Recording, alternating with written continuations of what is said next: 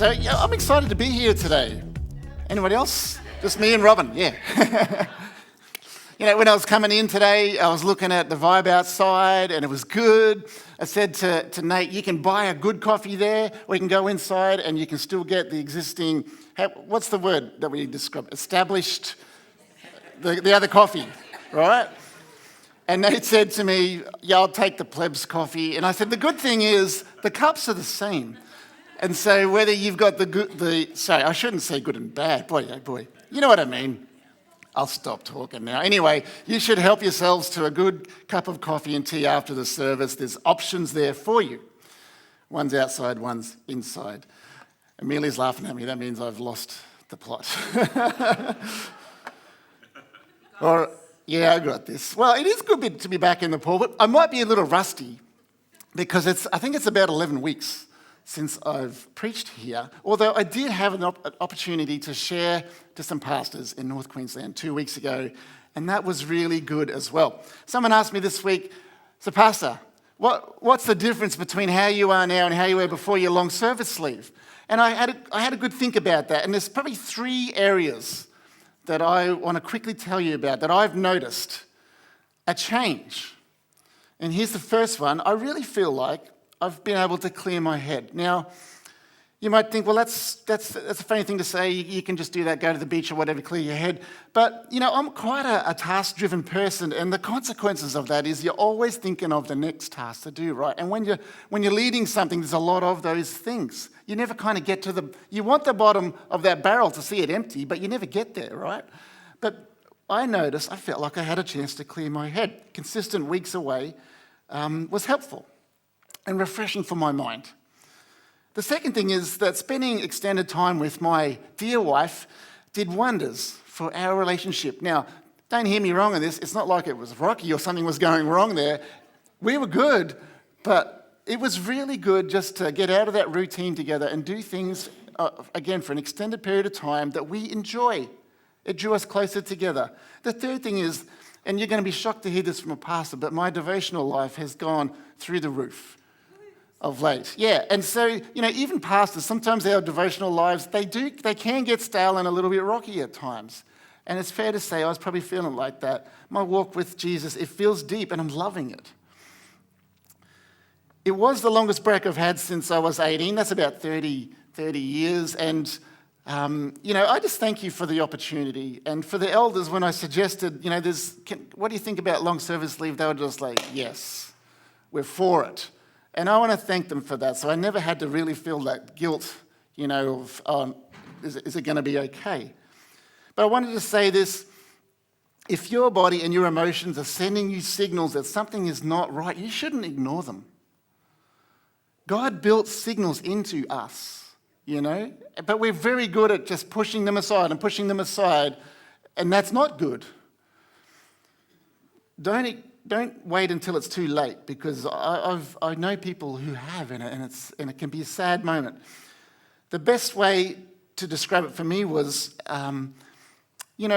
sometimes you become almost numb. The emotions that you would normally feel, that you want to feel, they're not there. And that's a signal. That was a signal that I had. But I've had a chance to rest and reset, and I noticed the change. I was at our district conference this week, and someone said to me, can you just stop it? You're looking too good. So I'm sorry about that. Hopefully it lasts a while, though. I was going to talk to you this week on a reflections message. Pastor goes away, comes back, and he has a message. What God's been telling me. Well, guess what? I actually sat down to do that. And this is a good sign. There was so much, I went, no, I'm making it into a series. And so early next year, I'm going to start that series. But you will have to be here to hear it, because I'm not even going to give you a hint. So that's next year. Instead today, I'm going to take some thoughts from the messages I was giving to those pastors in North Queensland 2 weeks ago, because I really felt like in that was something good for us today as well. For some reason, they invited me to be a speaker, and I really enjoyed, in the most humble way possible, sharing some of our story here. what God's been showing us, and while at the same time hearing their stories and encouraging them in what's happening in their own churches. They're such a great group of pastors to speak to. You know, they're hungry. People are really hungry to see God move, you know, including the pastors. And sometimes it just needs that lift, that encouragement, that God is in it, you know. And so that's where today's sermon is kind of coming from. It's called Active, Not Passive. And I'm reading from Matthew 25, starting in verse 14. It'll be on the screen behind me so you can read along. The kingdom of heaven can be illustrated, and this is just one illustration or parable that Jesus gives of the kingdom of heaven. Okay, so this is an aspect of it. It can be illustrated by the story of a man going on a long trip. He called together his servants and he entrusted his money with them while he was gone. He gave 5 bags of silver to one, 2 bags of silver to another, and 1 bag of silver to the last, dividing it in proportion to their abilities. He then left on his trip. The servant who received the 5 bags of silver began to invest the money and earned 5 more. The servant with 2 bags of silver also went to work and earned 2 more. But the servant who received the 1 bag of silver dug a hole in the ground and hid the master's money. After a long time, their master returned from his trip, and he called them to give an account of how they had used his money. The servant to whom he had entrusted the 5 bags of silver came forward with 5 more and said, "Master, you gave me 5 bags of silver to invest. I've earned 5 more." The master was full of praise. "Well done, my good and faithful servant. You have been faithful in handling this small amount. So now I will give you many more responsibilities. Let's celebrate together." The servant who had received the 2 bags of silver came forward and said, "Master, you gave me 2 bags of silver to invest, and I have earned 2 more." The master said, "Well done, my good and faithful servant. You have been faithful in handling this small amount, so now I will give you many more responsibilities. Let's celebrate together." Then the servant with 1 bag of silver came and said, "Master, I knew you were a harsh man, harvesting crops you didn't plant and gathering crops you didn't cultivate. I was afraid I would lose your money, so I hid it in the earth. Look, here is your money back." The master replied, "You wicked and lazy servant. If you knew I harvested crops I didn't plant and gathered crops I didn't cultivate, why didn't you deposit my money in the bank? At least I would have got some interest for it." Then he ordered, "Take the money from this servant and give it to the one with the 10 bags of silver. To those who use well what they are given, even more will be given, and they will have an abundance. And from those who do nothing, even what little they have will be taken away." And then we read verse 30, which we would like to leave out, but we can't. "Now throw this useless servant into outer darkness where there will be weeping and gnashing of teeth." As someone who is called to pastor this, small little branch of God's kingdom, this parable from the mouth of from Jesus himself challenges me and encourages me. What I hear from this parable is that we have collectively been given what we need to do what Jesus has asked us to do in this moment, in this time, in this place. It's not so that we can just wait until we have more before we do something. It's not about waiting for more volunteers. It's not about waiting for more money, waiting for a building to be finished or waiting for everything to align before we do what he has called us to do. We have what we need to do God's business to the level he asks of us right now. And here is the bit I love. According to this parable, God gives just the right amount of resources, people, yes, money, gifts, spiritual gifts, talents, whatever it is we need. And he says in there, according to your abilities. So point 1 today, and I love this, God doesn't expect anything more of us than we can handle. Anyone else breathing a sigh of relief right now? Remember verse 15, he gave 5 bags of silver to one, 2 bags of silver to the other, and 1 bag to the last, dividing it in proportion to their abilities. So someone might be good enough to take that amount, well, have the ability or whatever it is, the capacity, let's say. But mine might be a bit different. And God's not going to say to me, you've got to take on that amount. No, it's what I can handle. It's a huge relief. I actually think it means God says, I don't want you to burn out. I'm not going to ask you to die in that particular way. He doesn't want me to take on more than I can manage. He doesn't want us to do ministry that's beyond our ability even. It's not our job to do everything. This seems like a funny thing for pastors to say, doesn't it, what I'm saying right now? You're very quiet going, there's a catch coming. I'm ready for it. The thing is, I probably couldn't do something like what Billy Graham did, for example, massive outreach events, but I can have half a dozen seekers at an Alpha. That's my ability. Jossie Chaco from Impact Ministries, he's got a vision for 100,000 churches to be planted, mostly in India. He's already up to like 10,000 or something. I'm inspired by that man. But I could plant one church in Brisbane. I don't have the gifting or ability to speak to large conferences or gatherings, but God can send me to Proserpine and speak to 9 pastors and have a ball doing it. We might not be able to run a big food bank to feed all the hungry, but a meal for someone doing it tough is a big thing. Now, there's going to be those people who run the food banks and do the big rallies and all that sort of stuff. They should do it, and maybe that is you. I'm just making the point. It's going to be different. God doesn't expect more from me than what I can handle. However, okay, here it is. He absolutely does expect me to put my hand to the plow and work hard and be faithful and invest what he has given me. Point 2, God spreads the many needs around his network of churches. Remember, he said in verse 14, he called together his servants and entrusted his money to them while he was gone. So he brought them all in, all the different people. The many needs in our community are numerous, and sometimes it kind of feels insurmountable, particularly when you just hear of all the brokenness, like Leanne was talking about, that's going on around us. But God has a heart for all people, particularly those who are suffering and doing it tough. And the church has a role as his ambassadors to meet those needs. But it's not all on me. It's not all on you. There was 3 servants in the parable. It wasn't just on the one person. They didn't get the 8. I'll do some quick maths. They didn't get the 8 bags, right? It was split up.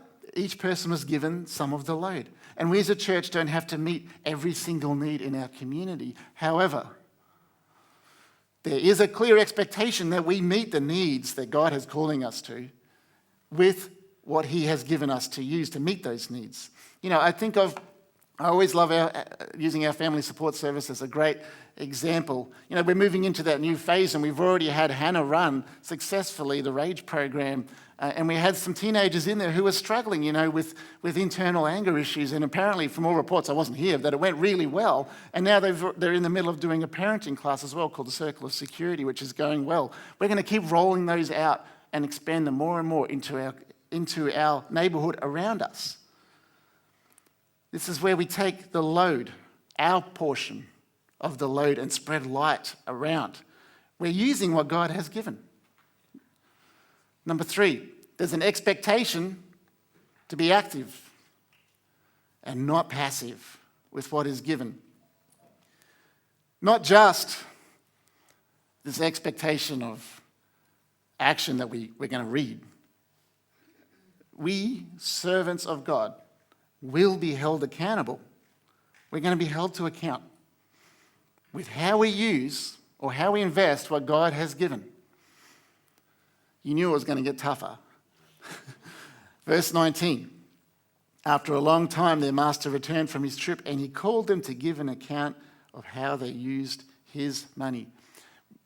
He's using money as an example of lots of different things, okay? It's not just about money, although it is. God didn't give us good gifts just to hold on to them and let them rust away, or just to use for just our own benefit. We're all provided with gifts and talents. We have resources. We do have money. We hopefully have some time. We have experiences. We actually have education. We have each other. They're from God. And if we profess to be his followers, they're actually all his anyway. We just sang about surrender this morning.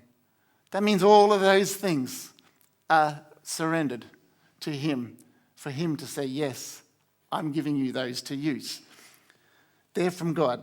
So how are we using them? God's watching with expectation, because it seems according to this parable, when he returns, he's going to ask us, how'd you go? How'd you go with what I gave you? What will you say? Question to ponder today. If we follow the parable and we believe it's true, and we do, he will ask us, how'd you go with what I gave you? What will you say? Take a moment and think about that. What will you say? Remember, the expectation is according to your abilities, so don't panic. It's very achievable, but it's easy in our world that sometimes is obsessed with comfort and entertainment to actually be passive and not active about God's stuff. You know, it's easy to be distracted. You know, if you were to do 2 columns in a spreadsheet, and in column A, you listed all the time that you spent, and I put myself in this as well, you know, watching TV, watching Netflix, on social media, playing games, going to movies, you know, reading the paper, looking at YouTube, whatever it is, add them all up in column A. By the way, all those things are okay, and I'm not telling you that they're evil or whatever. I'm not telling you that. They're okay, hopefully they're okay. But in column B, you put all the time spent investing back what God had given you into his kingdom work. For example, talking with someone who's really hurting and struggling. You know, praying for others like Leanne was sharing this morning. What if you were cooking a meal for someone, volunteering somewhere, witnessing to someone, helping someone in need, serving in a ministry, just doing acts of service and kindness? Put all those things in column B. You know, how does it look when we add them up? How are we going with what God has given? I don't do this to make you feel guilty. I just do it to make you feel guilty. No, just work out. Just think about it. It's something to think about, isn't it? Because the word is challenging. How are we going with investing what God has given, or are we letting those things go to waste? Are we just burying them in the ground, so to speak? Again, not talking about doing too much, not talking about stretching you beyond your capacities. I'm not saying you shouldn't rest or care for yourself. You know that I believe in those things and I've preached on them, right? Keep going with your Sabbath rhythm, all that stuff. This is not a message about being busier, but it might be a message about priorities and honouring God by putting to work what he has given for his glory. Point number 4 today is a passive church is in danger of losing God's provision. And I said church because I was trying not to be too, I didn't want to just load it all up on us. But this is for us individually as well. Verse 28 says, he ordered, take the money from this servant. And I hate to say this, and we accept that these words are true, right? A church or an individual that doesn't put to work what God has given to accomplish his purpose, producing fruit for his kingdom, and I'm not going to soften it, will lose what God provides. Anyone object? I think that's what it's saying. It's no good if we build a building and we only use it for a couple of hours on Sunday morning, quite frankly. Now, how God would take that away, I'm not sure, but I think the point is there. And we already have people ready to use this, by the way, and I can't wait for more people to be in there. I think the lights should be on every night here. Don't stress. No one is saying you have to be here every night. Few, hey. That's the beauty of the church. We play our part in the body. But more and more, I'm seeing that church buildings actually, because we often say, we don't want to be about buildings, let's not talk about buildings. That happens everywhere I go. We're about people, we're about God, and that is absolutely true. But God has given buildings.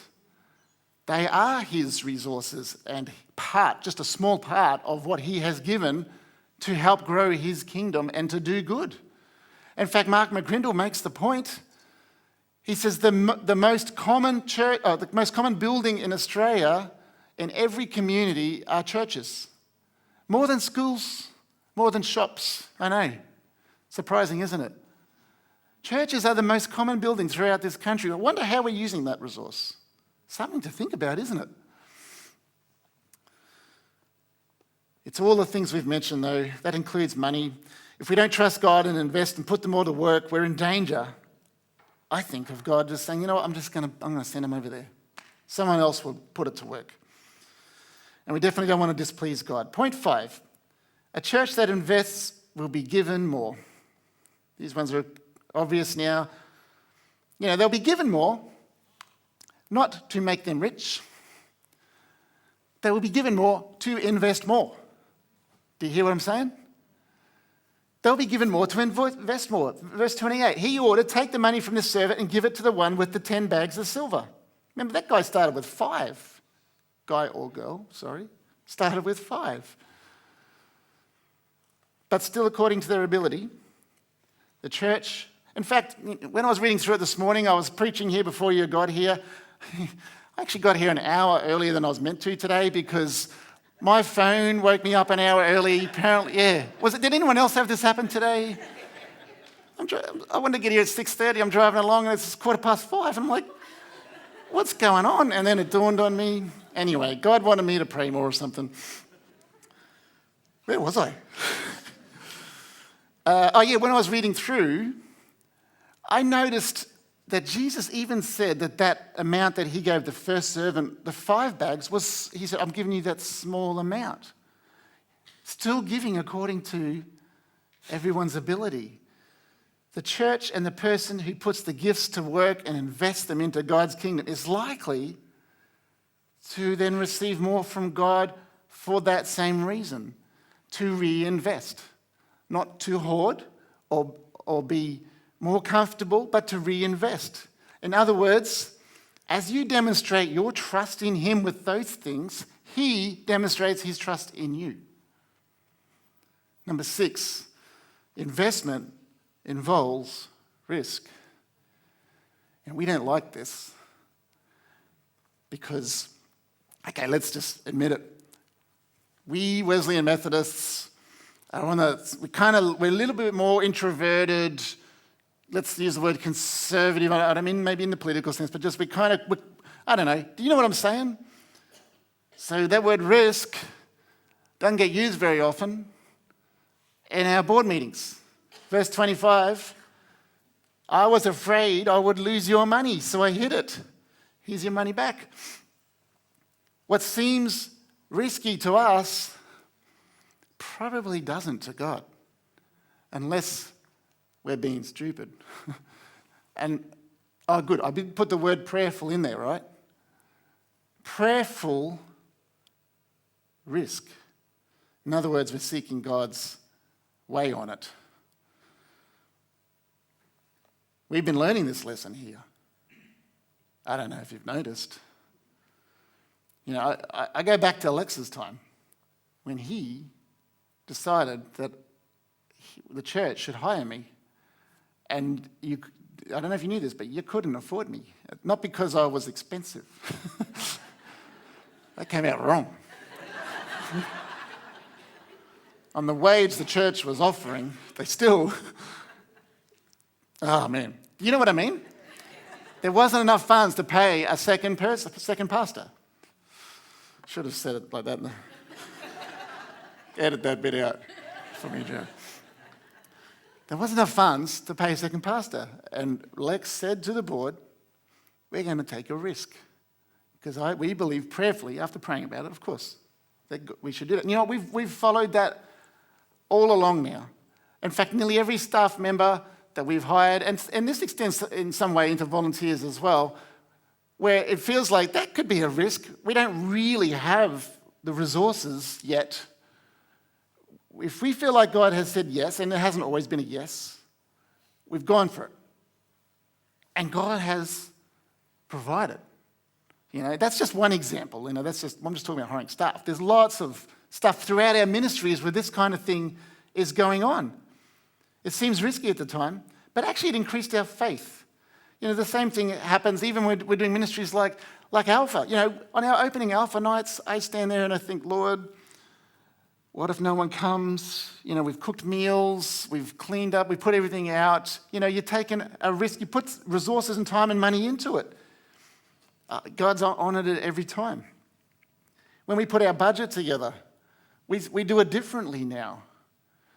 When we look at what's the budget going to be for next year, we're believing that God's doing stuff. Even when we're in pandemics or the economy's not doing too well, I don't ever want to put a budget that goes backwards. Now, the reality might happen differently. God might have a different idea, but we're prayerfully doing things differently now. And again, I keep using the word risk. It's not even that anymore, if you know what I mean. We've learnt this lesson, including in times when we've sent money to other pastors and churches who have had needs. I just remembered something that happened this week at our conference when I was speaking to another pastor. And I know the elders are in this room and I haven't even talked to you about this yet, so I'm in trouble because I've semi-agreed to something.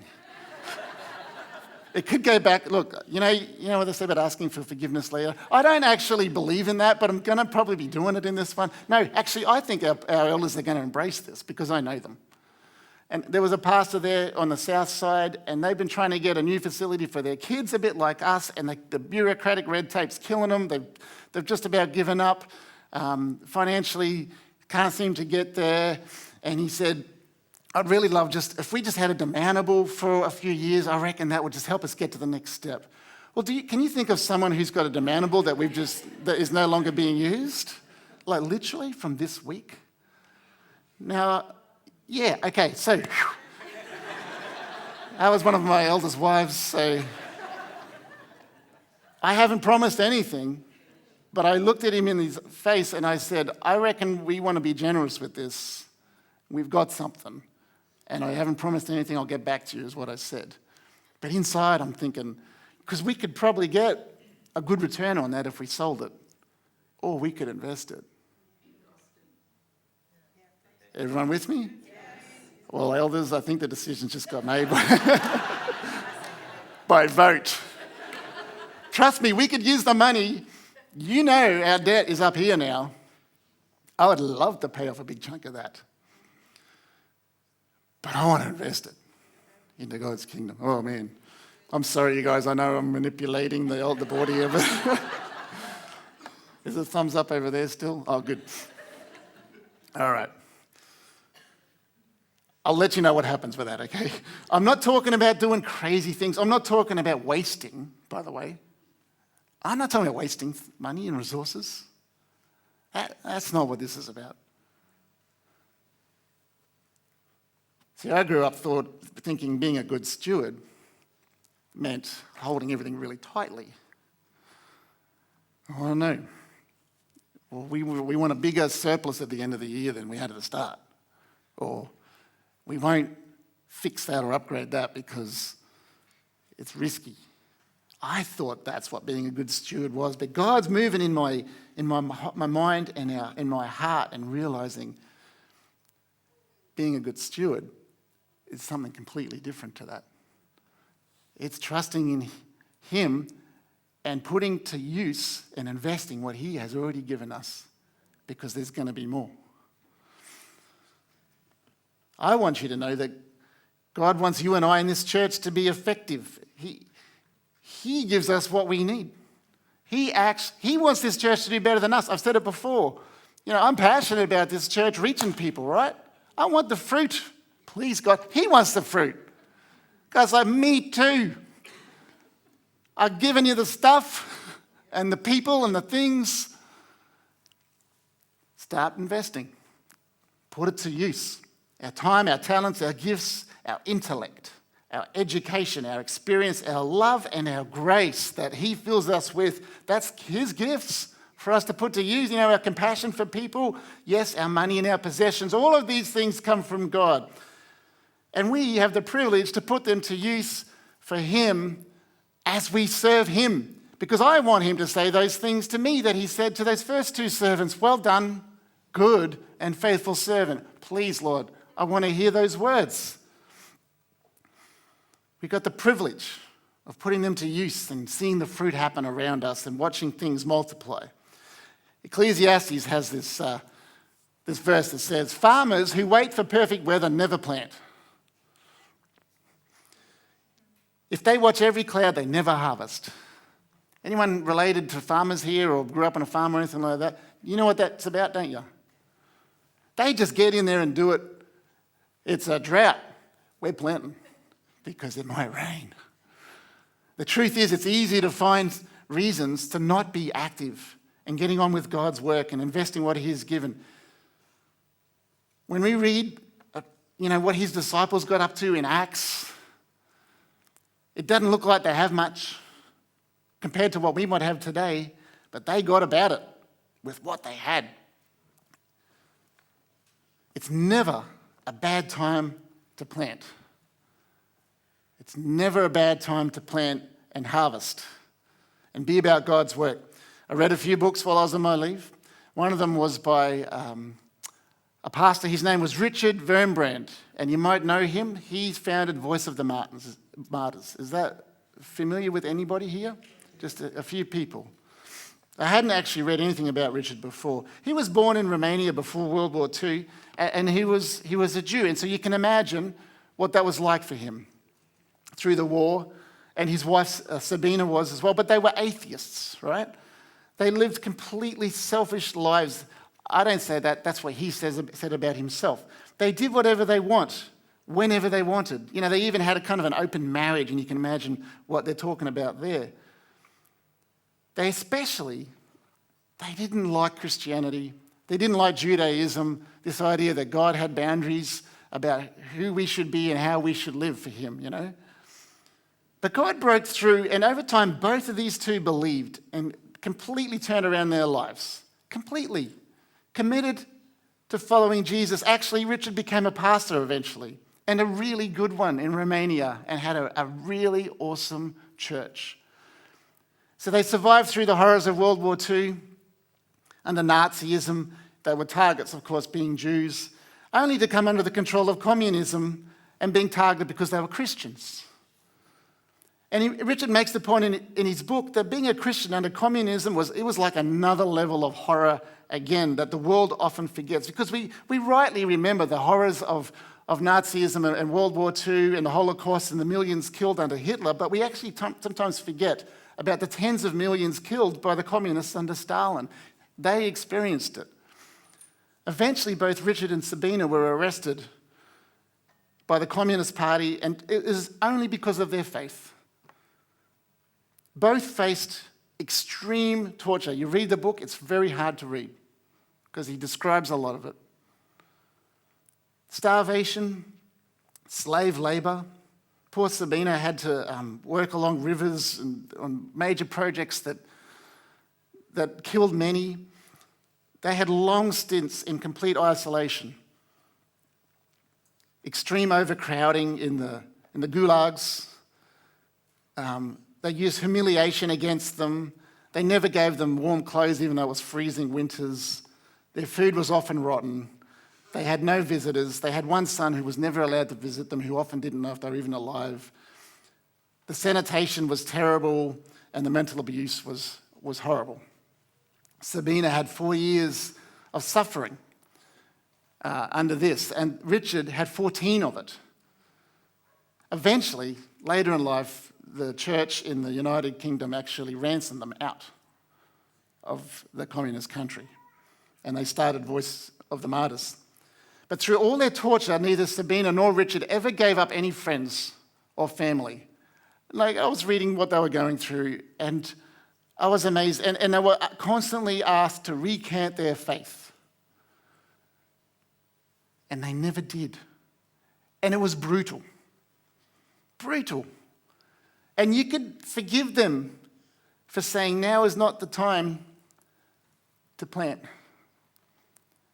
Now is not the time to invest, because it doesn't seem like they've got anything there.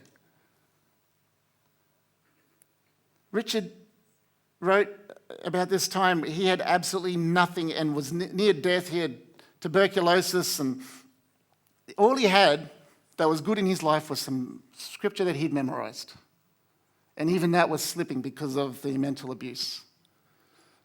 And he was a different person because of what they did to him. The verse is gone, but was it a good time to plant? I mean, I put myself in his shoes and I think, no, it's not a good time to plant. And this is the bit that blows me away. He would pray each day in those 14 years, God, when they look in my eyes, please let them see the eyes of Jesus.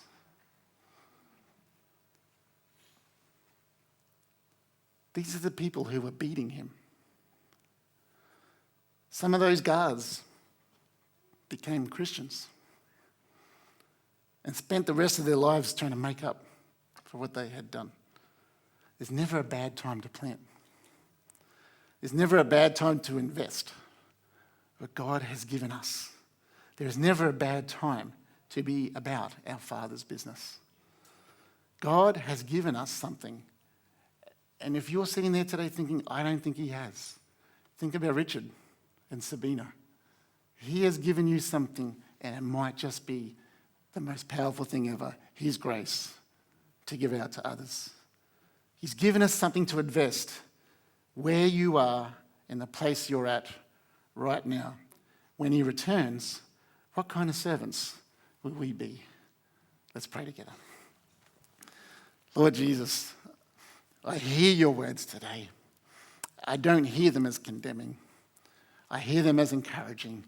I hear them, Lord, and I say, help me to do what you need us to do, what you need me to do, Father. Empower us today. Fill us with your Spirit. Provide your gifts, I ask, God.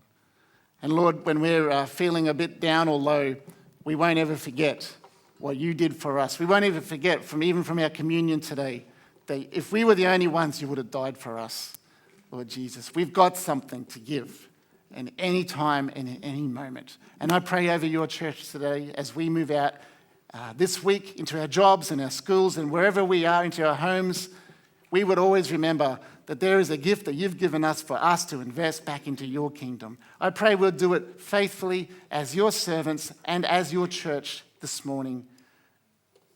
And this morning, God, we've been singing about surrender all morning. This is where it starts. A life of surrender. Even if we've already done it, we're going to re-surrender today because we are your people and you are our God.